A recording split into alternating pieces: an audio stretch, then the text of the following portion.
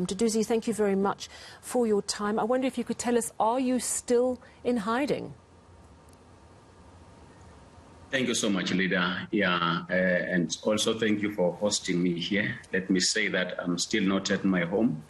The situation is even more tense than it was when all this started. And I want to say that eSwatini today is having a very sad day, a very bad day. I'm not sure if you've got those news or not. Tell us a little bit more. Yeah, we must understand that 3 warrants of arrest were out.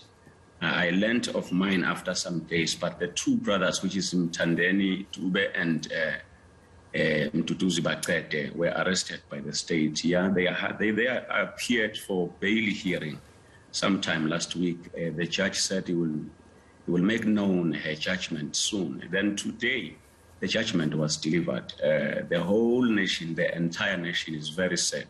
The entire nation today is very angry, as it is clear that we are seeing the return of the non-bailable offense order. Actually, we're living on those days. We're still waiting for the reasons for the decision of the judge, but actually, it's clear to everybody that government, the Swazi people are not free. Even the judiciary is very much captured. Can I just jump in there? You mentioned, and there are 3 MPs. You are one of them, is my understanding, that the government wanted to arrest, and that is Mduduzi Dube, you mentioned, and Baqede Mambuza. Am I correct, or is it Mabuza? Yes, correct.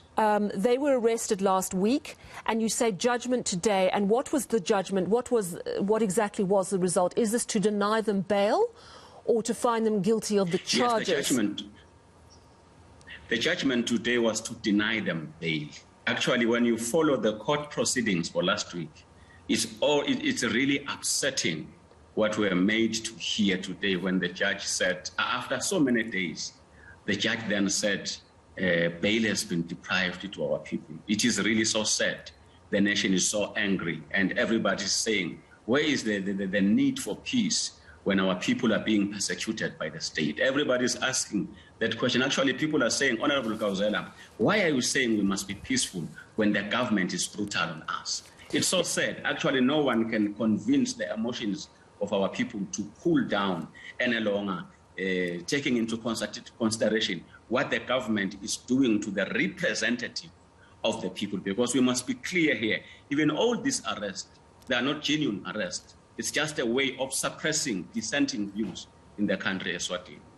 Yeah, so we're in a situation where 3 MPs, 2 are in jail. They've been denied bail. My understanding of the charges, am I correct? It's charges of terrorism. Please explain. Oh yes, we must understand that the 3 of us, we did something that was never done in Eswatini Parliament. We told the whole Parliament that our people outside are calling for a government that will be elected by the people, as opposite to this government that is always appointed by the king, which then ends up or turns out to be a conduit for the king. Actually, whatever decisions that are taken by this government that is appointed by the king, they don't cover the interest, the aspirations of the people. We have said many things, that education is not for free in Swaziland. If you don't have 6,000, you cannot go to Form 1, Form 2. Health is just something else, yet everything that belongs to the... Yes? So you've been calling for sort of pro-democracy reforms. The government clearly believes that the 3 of you have a case to answer for potentially creating violence. They have said that protesters have been very violent and very destructive. There is a warrant for your arrest, I understand. But first of all, what is your response to the accusations against you and the 2 former MPs? Were you involved in any way in the violence that occurred in May? May the world know very clear that these charges that have been laid against these 3 MPs, if I'll say so, are all false. Actually, the government is trying to hide the fact that we are being persecuted for making it clear that people are fed up with this government that is being appointed. That's the real position that is here. People are fed up with this government, and people want a government that will be elected by them. So these are just means by the government to suffocate all the dissenting voices. On the issue of the violence, it is very clear. People were delivering petitions, and the government decided to ban petitions which were constitutional rights of the people. And after banning those petitions, then people were so frustrated, and they ended up being violent.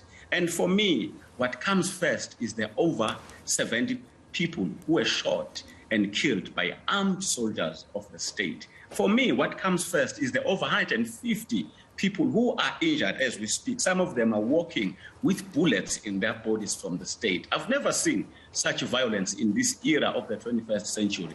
That's what the world must know, that people are killed by armed soldiers. I mean, unarmed civilians are killed by armed soldiers in Swaziland. I wanted to ask about the warrant. Their request. I just wanted to jump in, sorry, and ask you about. Sorry, I just wanted to jump in and ask you about the warrant for your arrest. Are you planning to hand yourself over?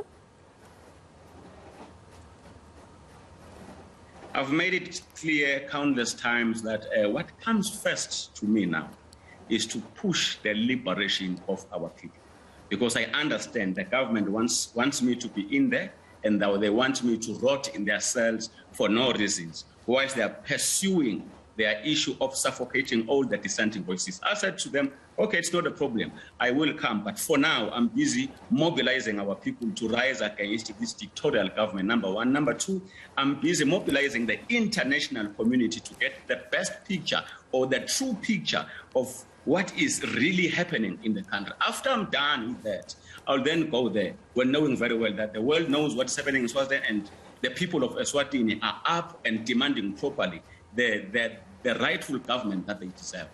I hear you. So I presume you're not in eSwatini at this time? May I not say if I am in eSwatini or I am not in eSwatini, but let me say I am here requesting the international organizations.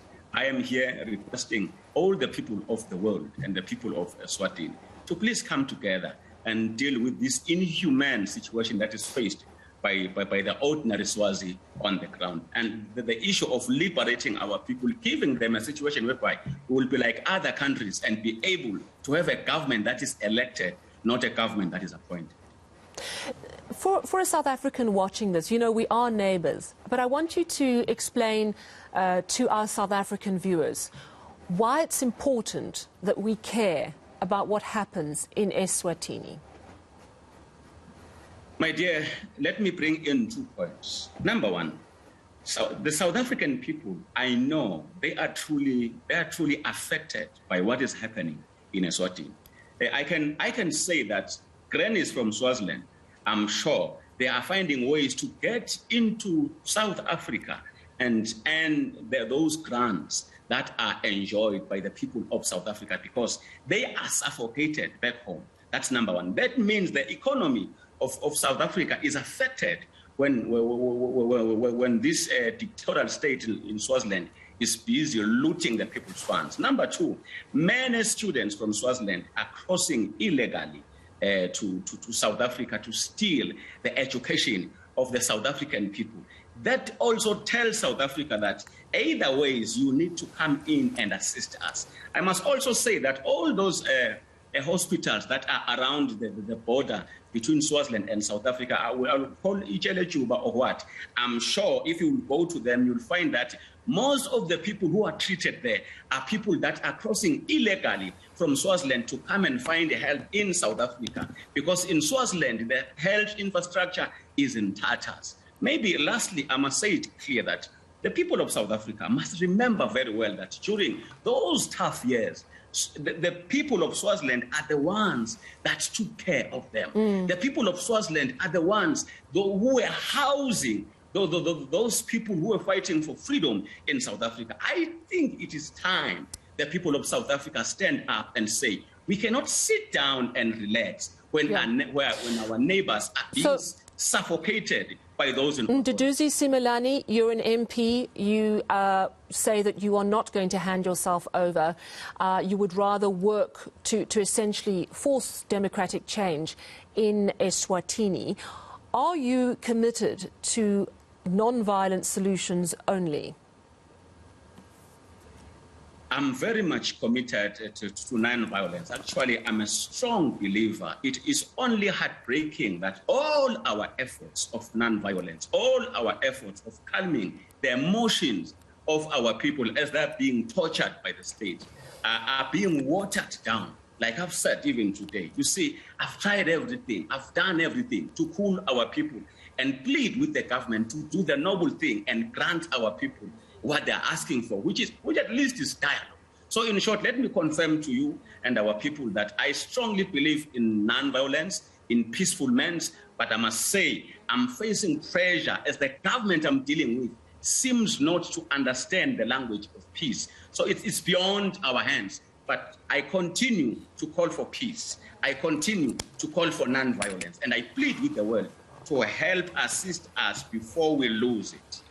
All right. Well, I want to thank you so much for giving us an update. We have been so occupied here in South Africa with the unrest that occurred in July that it is easy to forget that our neighbour is in a very difficult situation. Thank you so much. That is eSwatini MP Mduduzi Simelane. He, along with 2 other MPs who have been arrested, is wanted by the eSwatini government. And the news that we've just got from that interview is that the 2 MPs who were arrested have now been denied bail.